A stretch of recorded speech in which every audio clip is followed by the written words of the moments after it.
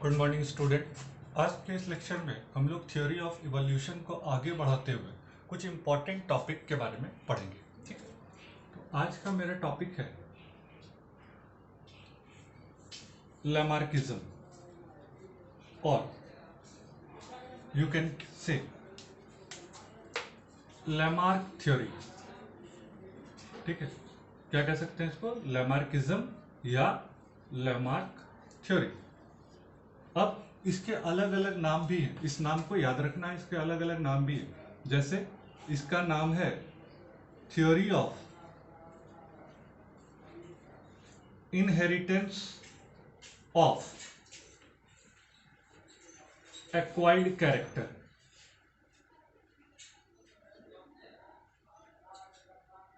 ठीक है, इसका दूसरा नाम है थ्योरी ऑफ सॉफ्ट इनहेरिटेंस। क्या है? Theory of soft inheritance. याद रखिएगा ये। ठीक है, ये क्वेश्चन पूछता है थ्योरी ऑफ सॉफ्ट इनहेरिटेंस किसको कहा जाता है। तो सॉफ्ट इनहेरिटेंस आपका लैमार्किज्म को कहा जाता है, यानी कि लैमार्क थ्योरी को कहा जाता है। ठीक है, जब हम इसमें आगे बढ़ते हैं, आई होप आप लोग इसको लिख लिए होंगे। जब हम लोग इसमें आगे बढ़ते हैं तो थोड़ा जानते हैं लैमार्क। लैमार्क एक फ्रेंच साइंटिस्ट थे। इन्होंने अपनी एक बुक लिखी जिसका नाम था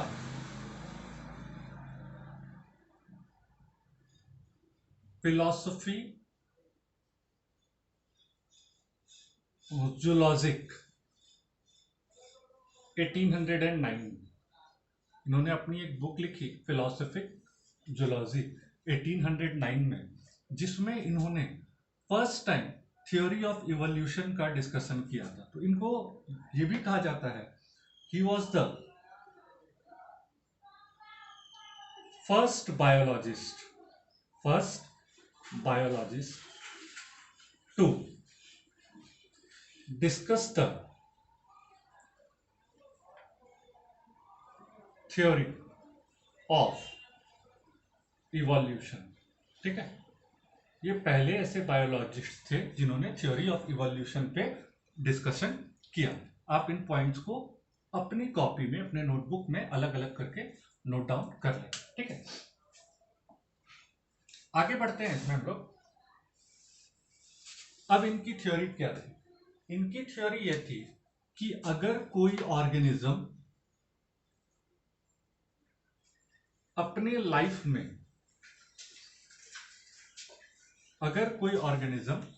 लाइफ में किसी कैरेक्टर को एक्वायर करता है तो वो कैरेक्टर उसके इनहेरेंट प्रॉपर्टी में आ जाता है। ठीक है,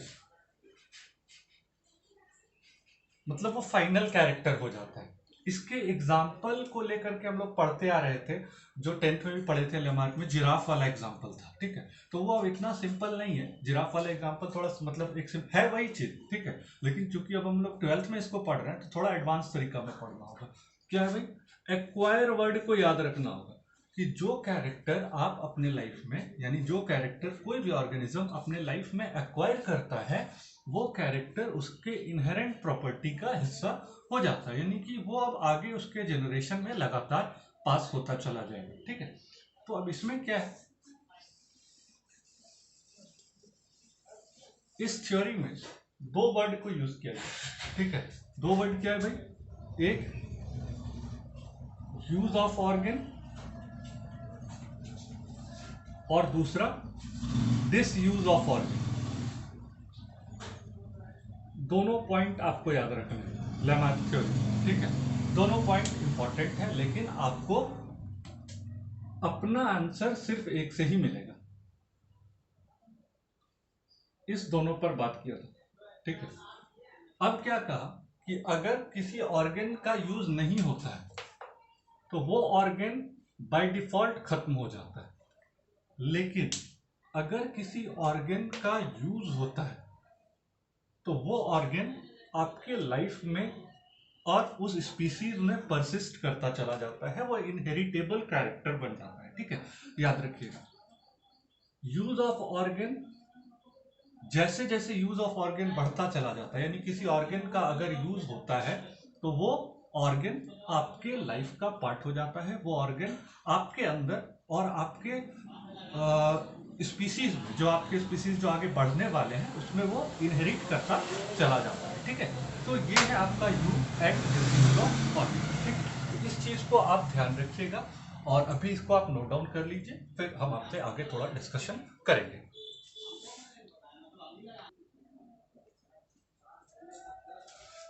आई होप आपने इसको लिख लिया होगा।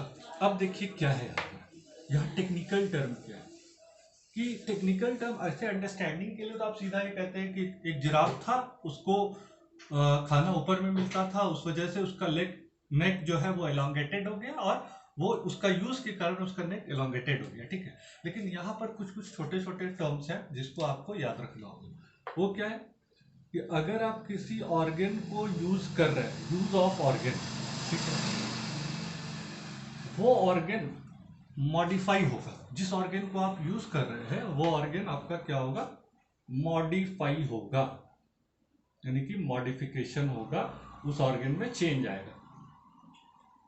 जैसे कि जिराफ के केस में उसके नेक में आया। ये जो मॉडिफिकेशन होता है ये परमानेंट मॉडिफिकेशन हो जाता है, मतलब फिर वो बदलेगा नहीं।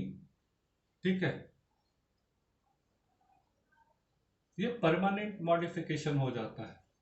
ठीक है, अब यहां पर क्या है कि ये परमानेंट मॉडिफिकेशन जैसे हुआ, ये अब इनहेरिटेबल हो गया,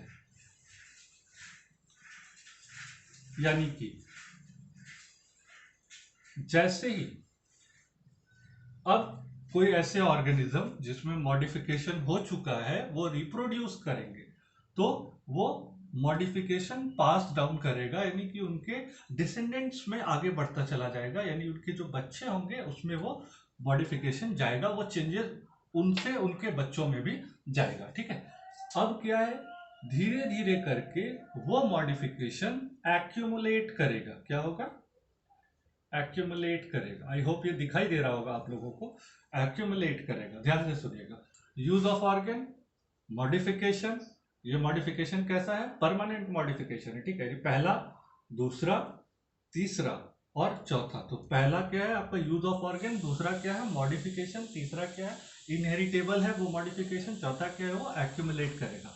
और जैसे वो एक्यूमुलेट कर गया एक न्यू स्पीसीज बन के तैयार हो जाता है।